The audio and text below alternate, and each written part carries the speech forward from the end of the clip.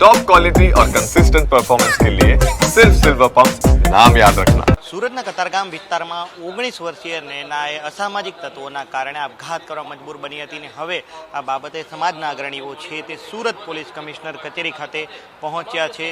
ત્યારે અગ્રણીઓ સાથે જે વાતચીત કરવાનો પ્રયાસ કરીશું। સાહેબ, રજૂઆત કરવા માટે આવ્યા છો, શું રજૂઆત કરી છે?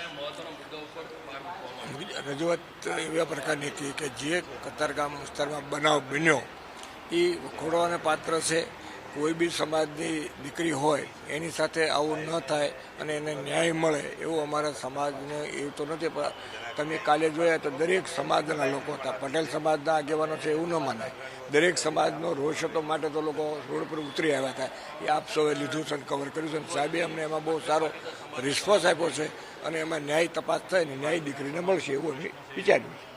જે ચોક્કસથી અન્ય અગ્રણીઓ છે તેમની સાથે પણ જે વાતચીત કરવાનો પ્રયાસ કરીશું અને આ જે છે તે અન્ય અગ્રણીઓ સાથે પણ વાતચીત કરવાનો પ્રયાસ કરીશું। મથુરભાઈ સોમાણી સાથે વાત કરીશું।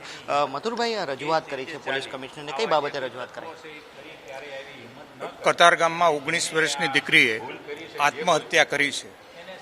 આ આત્મહત્યા થઈ છે તેના પાછળ જે અસામાજિક નેચરના યુવાનનો રોલ છે, તો એમને સખતમાં સખત સજા થાય અને ગુજરાતમાં કોઈ પણ આવું કૃત્ય કરતા ડરે એ માટે અમે અત્યારે કમિશનર સાહેબને રજૂઆત કરી છે।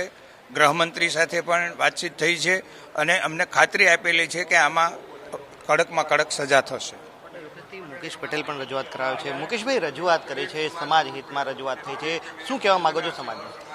એકચ્યુઅલી આ સમાજ હિત તો ખરું જ, પણ દીકરીનો મામલો છે। દીકરી કયા સમાજની છે કે શું છે એ બહુ ઇમ્પોર્ટન્ટ વાત એ છે કે એક દીકરીને જ્યારે આવી મજબૂરી થતી હોય છે આવડી ઉંમરમાં, તો અમે સરકારશ્રીને ખાસ તો માનનીય કમિશનરશ્રીને એ રજૂઆત કરવા આવ્યા છીએ કે આની અંદર તમે ન્યાયિક તપાસ કરો અને આ ટાઈપના કૃત્યો ફરીવાર ન બને એના માટે પણ જરા પ્રોપર તપાસ કરો।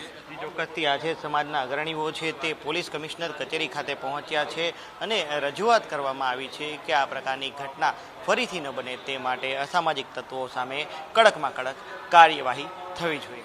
કેમેરા પર્સન કેસી વઘાસ સાથે મિત્રુપા ન્યૂઝ કેપિટલ, સુરત।